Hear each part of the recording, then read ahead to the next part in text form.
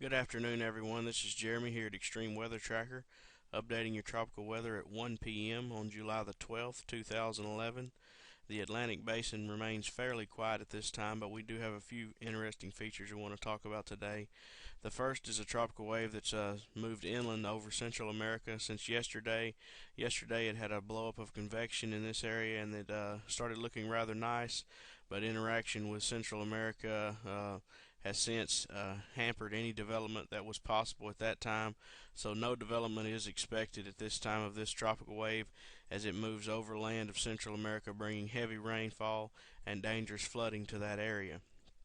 Secondly, we have a tropical wave located just to the east of the Lesser Antilles. Yesterday, this was showing a few signs of organization, and since it has fallen apart even farther, and don't expect any development of this as this moves on to the west northwest at a pretty fast clip, and should be entering an area of high wind shear in this area here, and so we don't expect any development. Some of the computer models are hinting at some sort of monsoonal development, maybe with a combination of this tropical wave moving into the monsoonal flow here and some low pressure area trying to develop in this area. But again, the interaction with land would probably hinder any development. You can see an area of disturbed weather here on the eastern Pacific side, and you can see the majority of the convection in this area of the world is in the eastern Pacific.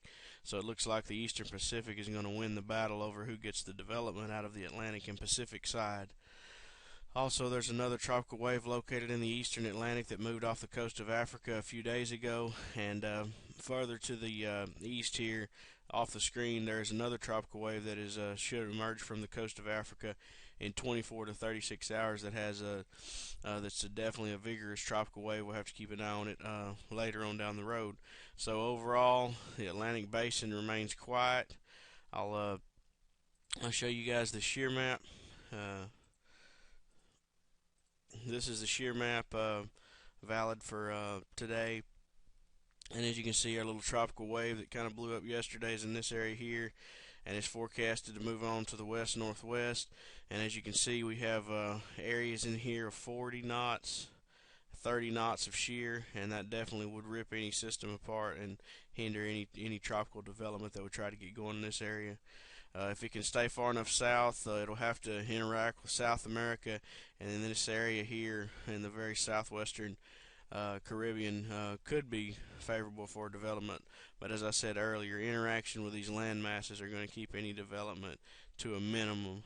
So I don't expect any development out of the Caribbean in the short term. And down the road, we'll have to watch these next two tropical waves that will be moving to the west and see what happens with those. And then the last thing I want to talk about is an interesting feature, something that's happening more close to home in our backyard here. This is valid for, I believe, Friday, July the 15th. And as you can see on the surface map, we have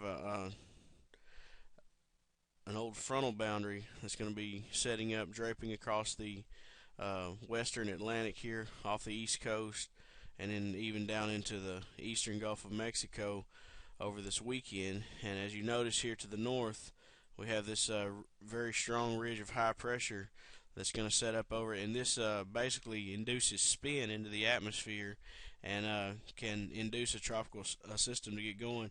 And as you can see on the surface map here, Friday into Saturday we have a pardon me, a low pressure area trying to develop off the coast of the Carolinas here and the coast of Georgia.